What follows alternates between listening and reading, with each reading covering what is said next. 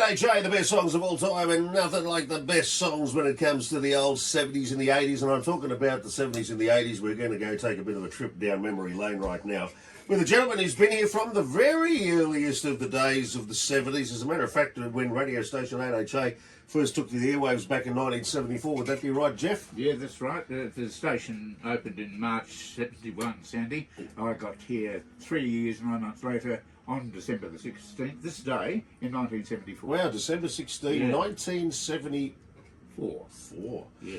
Wow. I tell you what, it's. I bet you've seen a few things in your time between then and now, right? That's right. 9 days in, getting the new gig on 8HA Breakfast, Cyclone Tracy hit Darwin. Yes, so let's talk a little bit about that, because I know that you were an integral part of the big event that happened here in Alice Springs. Well, I say the big event, it was actually Cyclone Tracy was the event. That was the event. And but it was an incredible galvanising of community here in Alice Springs that was led. The charge was led by none other than our great the progenitor of this entire place, which of course was Reginald Harris, and Reg had taken charge.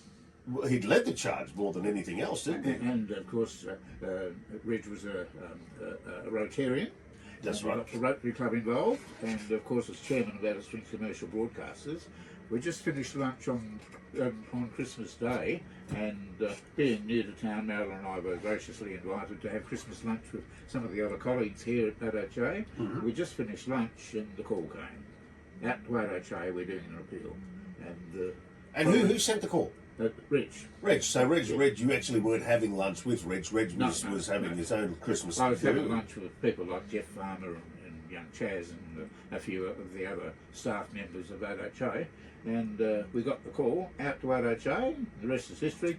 3 days later, $110,000 and representing $11 a head per population for the size of Alice at the time. We're going to do a quick while we're talking. Well, you keep telling us about that, because I remember Reg was a man who ruled with an iron fist. Absolutely. And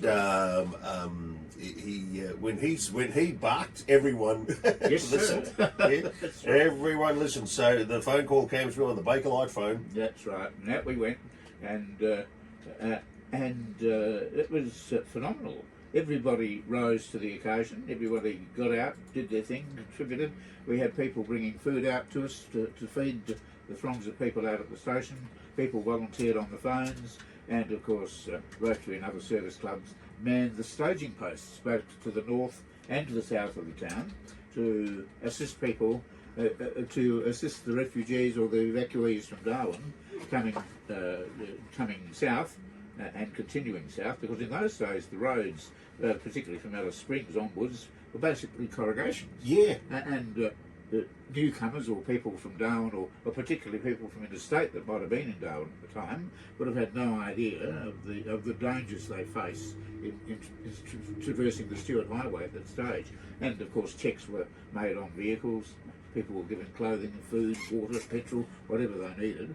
Just a huge combined community effort of the likes I've never seen anywhere before. And Sandy, to me, that's what sparked the fire in me for further community service. Later on, in my second stint here in Alice Springs at AHA, I stood for council and managed to get on in a by-election with the late Rod Oliver. So. And you were an alderman, as they were once called back in that's those right. days. I Yeah, remember quite well. Yeah. Jeff, I'm just done a quick Google inflation calculator, and $110,000 in 1974. What do you reckon that would equate to in today's money?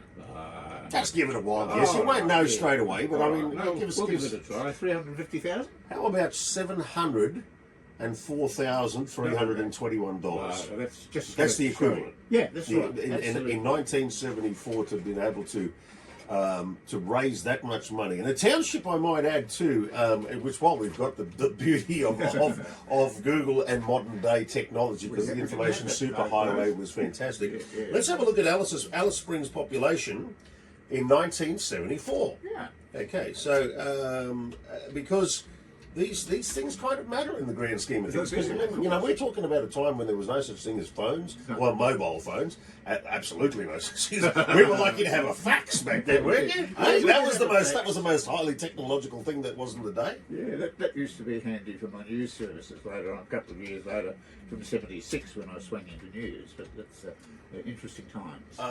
Here we go. 1974, Alice Springs population was only 14,700 people. Now double that now. And that's where it's always stayed. Yeah, that's right. With some actually beginning to lose more now these days as a result of altogether different things, Yeah. which we know. We won't get into that right now. But listen, Jeffrey, now I got here in 1989. And I met you here in 1989 as the young breakfast announcer here in this very studio. You were in the quagmire, as you call it, out the back. That's right. At that point in time, had you been here since 74 to 89? Had you been here for that full stint? Or did you have a little bit of a break in between? Yeah, about 74, about 10 years, 74 to 84.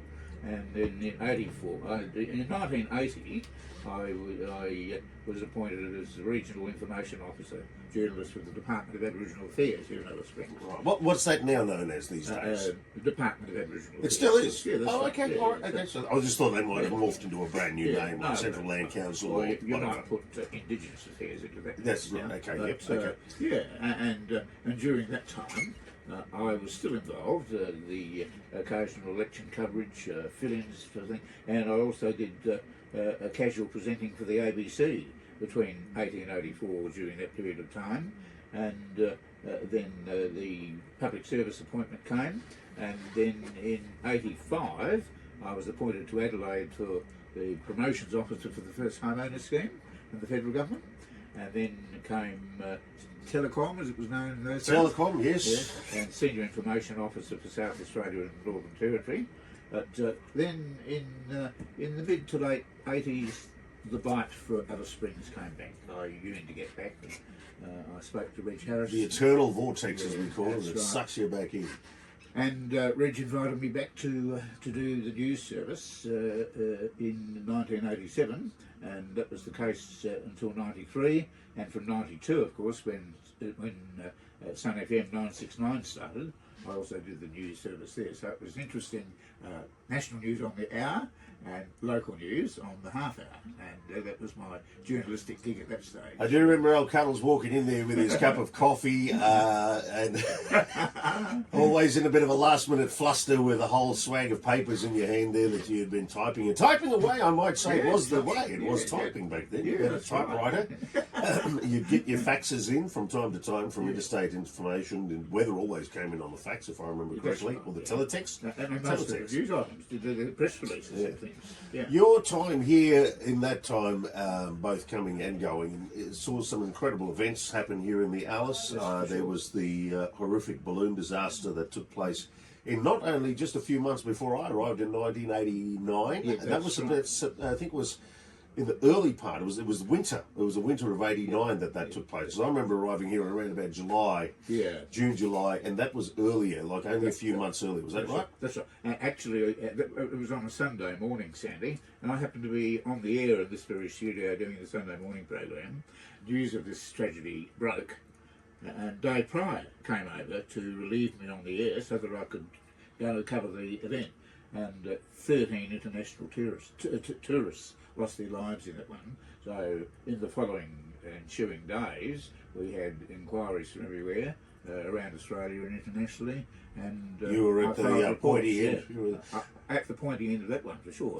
Prior to that, of course, I remember quite well seeing your face appear on old ABC footage out in front of the Alice Springs courts. That's right. For the Lindy Chamberlain event, which you were also all over at that time. By the way, just pulled up to the bumper, we're talking to Jeff Huddlestone, Cuddles as he's been most lovingly known over the years here, and one of our most earliest of news presenters over the days. But, you know, Jeff has been a very integral part in the tapestry of this town, as we've already spoken about.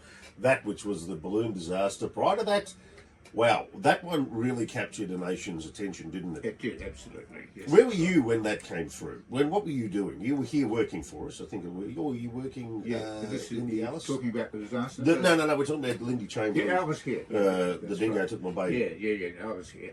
And I attended the two coronial inquests, the one by Denny Barrett, and then the coroner after him. And when it was decided that they'd be committed for trial, I was seated just diagonally behind her when the Lindy, we're talking about Lindy. That's right. Yeah. And I think this is part of the issue. Their public persona wasn't particularly great, and it caused a lot of consideration in the community, you might say, even suspicion and controversy. Gossip is one straight out word you can put out there, I suppose. As it did around the entire nation. I mean, we were a nation at that point in time. That was back in the 80s. That's right. That I think the most popular form of social media back then was called Women's Day. Yeah, that's right. Yeah.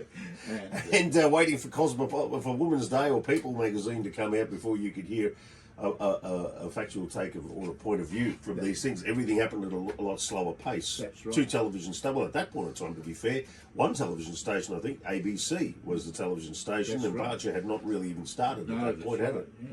Yeah. Yes, when I came here, television had fairly recently started. Just after AHA opened, I think, but it was still black and white transmission with the ABC. And with my after I was offered the appointment to Alice Springs, I did ask the late Bob O'Sullivan, who was the program manager at the time. I say, have they got telly at Alice? And he informed me that yes, very recently, and a guy by the name of Stan Hill got into a lot of trouble and experimenting with cameras and so forth, and he pressed the button which instituted colour.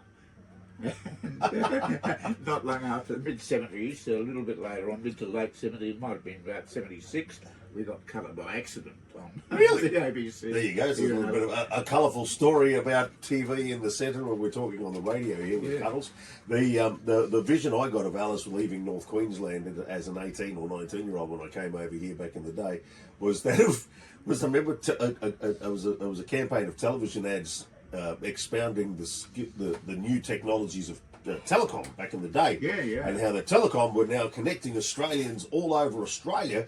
And with that, there was vision of an old cocky walking into a telephone booth in the middle of, good old, in the middle of the outblocks, and there was a telephone booth being run by a solar panel. And my question was to everyone, do they have electricity out there? Because I figured they're running phones on solar panels. This is the ads on television at the time. We had great visions of what this town was or what this part of the world was. How much it's come such a long way since then. Yet there's still that old world, Wild West cachet that is still clung on to in this part of the world. Absolutely, and one thing that remains a constant every time I come back to Alice Springs, especially I feel that I've drawn back for somehow, and the second thing is the welcome. Tremendously welcoming community, and a community that remembers what was going on back in the mid-70s when I first came, attested again in this visit as well. Well, you see, I think also, Jeff, that what has helped that keeps people's minds fertile for the memories is modern day social media. Absolutely. Because it must be fair to say that if you are a regular contributor of social media, how can you not? I tell you what, if we ran out of schnitzels down south, there'd be a bit of trouble, and I think I know who'd be the bloody culprit behind it, as well as your mud cake.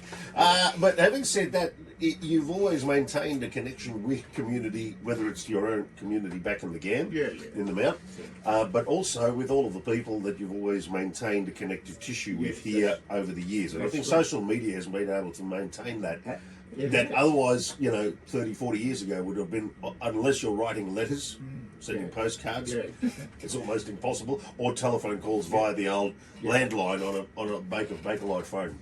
And 31 years ago was when we left Alice Springs as permanent residents, and so I have returned several times for various things like election coverages and anniversary celebrations and so forth.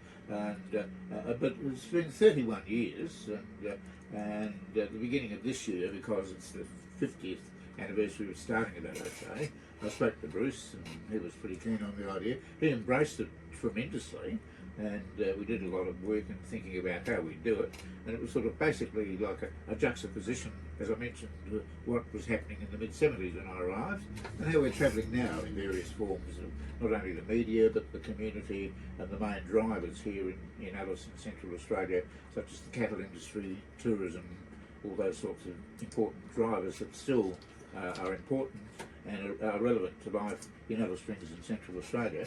And it ended up that we thought we'd do half and half about the radio station history and half about the community.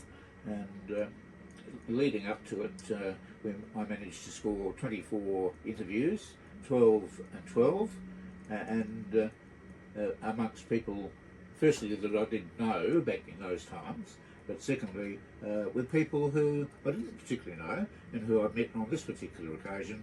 And I must say, the whole thing was very embracing, particularly Bruce, as I say, his staff got behind it, and he even recommissioned my old news studio, the old production studio, to allow it to record phone calls and personal interviews, and it was just sensational. Everybody, as I said, got behind it. They've been very gracious and supportive, and to me it's two things, it's heartwarming and it's humbling. Well, it's been a great time. It's been fantastic to catch up with you, humbling to say the least after all these years, and I wish you the very best with the rest of your stay here in the Alice moving forward. You've got a few more interviews to clip off the clipboard. Yeah, that's right. Between now and when you leave again on Thursday. So we'd like to take this opportunity to thank you for coming back here to remind us of your half-century milestone in radio. Thank you very much. And it still continues down there with your occasional contributions that you're making down on community stations down in the Mount. Yep, that's right. So keep that up. It's always good to keep a fertile mind. That's in, good lad. Both in terms of radio, of course, and also journalism. I write a weekly human interest piece for the Border Watch, the local newspaper. Wonderful, wonderful. Well, I'm sure there'll be an interesting piece to put in that as far as your piece that you've delivered over here in this part of the world. Jeff Huddlestone, it's been great chatting to you. We've got to keep moving on as the news is not far away now. And come back anytime. The doors are always open. Thank you. And to my listeners, very good morning to you. Lovely to touch base again and to talk to you via the airwaves, and have a very nice Christmas and a Happy New Year. Lovely to be back. Thank you.